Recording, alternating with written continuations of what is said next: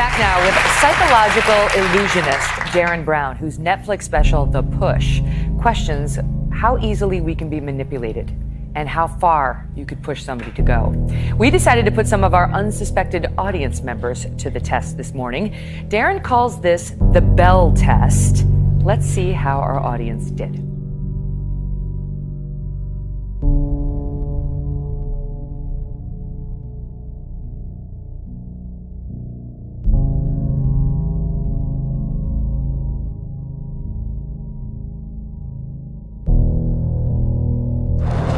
Abracadabra, Alakazam. ABC's new show Deception features good old-fashioned magic.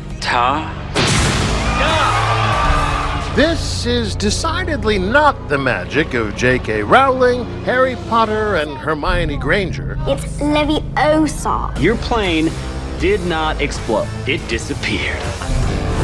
No, Deception is all about where magic meets the real world. That's how you make a plane disappear. Of diamond heists, bank robberies, and organized crime. Magic mashed up with the classic police procedure. Who is that? Magician Impossible.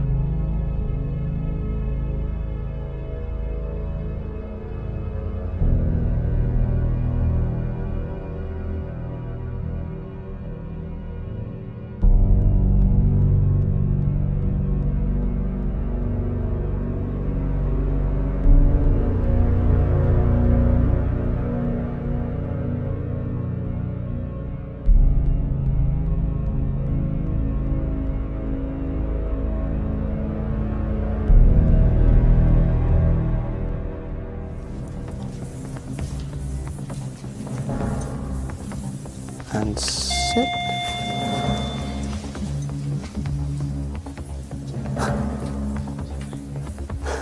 It's going to be inconvenient for her to stand, so we'll see. And up.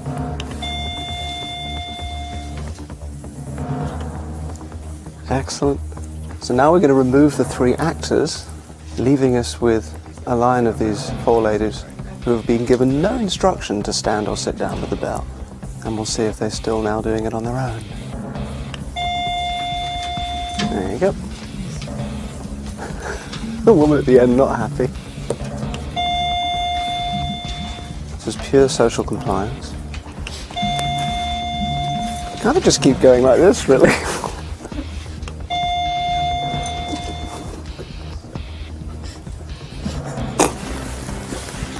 She has rebelled. She has rebelled. She's stood up against the system. Good for her. So why did they stand and sit? Why?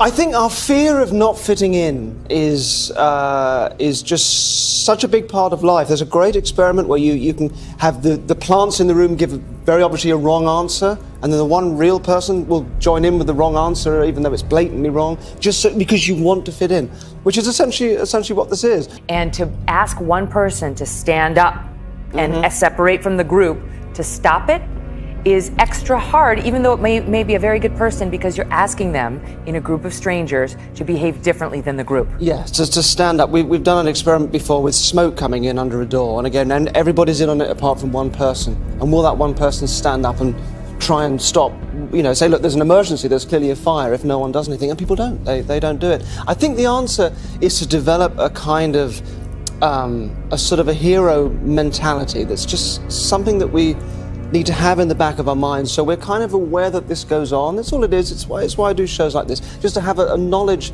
that this is the norm, this is how things generally are, and to have that little thing at the back of your mind where you've sort of mentally rehearsed the idea of stepping up to it, so that when it does happen, it isn't so scary, and you kind of know, okay, this is the thing to do.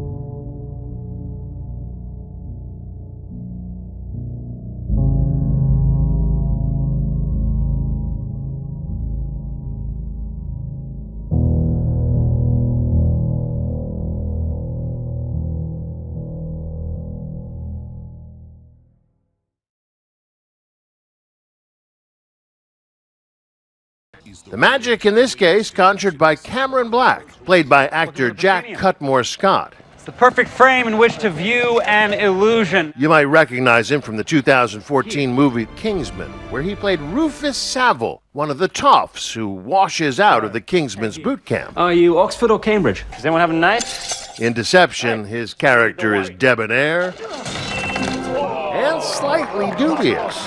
Do it again. Cameron Black is a world-renowned illusionist. He starts working with the FBI to help them solve crimes that are committed by people using a similar skill set to the illusionists. It's a skill set Cutmore Scott has had to learn. He went to Harvard, not Hogwarts. Is magic something you've always been good at?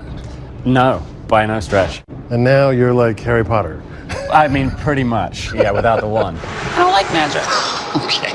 His co-star is Ilfanesh Hadera. Her character is more of a skeptic. I couldn't have done without my beautiful assistant. Don't ever say that again. And similar in some ways to the Now You See Me movies. Yes, yeah, absolutely.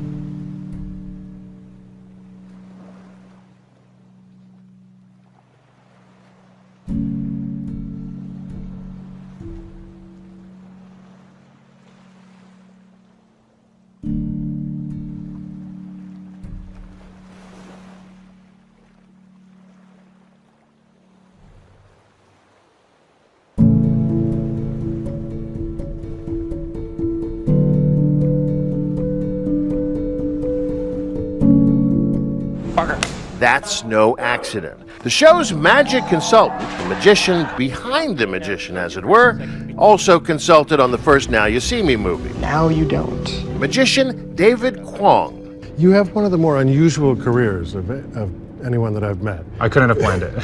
You do magic. You're a performer of magic. Yeah. You consult on films and movies like this. And you do crossword puzzles. I'm also a puzzler. Yeah, I construct puzzles for the New York Times. I find there's this intersection between magic and puzzles. Kwong is also a recent Harvard graduate. Should be able to get them both to come right. Wow! And he's very good at this. So did you think when you got into this that you'd be able to make a living doing magic? Oh, never in a million years. And my parents felt the same way. They're relieved now. Yeah. Now, you studied the history of magic at Harvard. Yes, I was a history major, and my professors let me concentrate everything on Houdini and Thurston and Keller and the great magicians from the Golden Age. This is the workshop. The set reflects that history. This is a fun piece here. This is a little miniature automaton. Full of gadgets and memorabilia from the Golden Age of magic. Well, so here's a question. Yes. All of the magic you do on the show is legit illusion, right? Yes.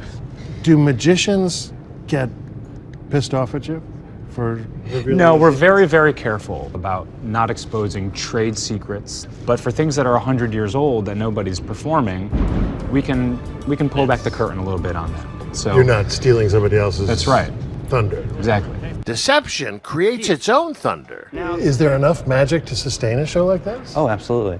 It's amazing because magic isn't only magic tricks, but how do our characters feel about that? How do these deceptions also kind of impact the characters in the story? What's the emotional angle? An enigma that unfolds Sundays right here on ABC. I'm David Wright for Nightline in Brooklyn.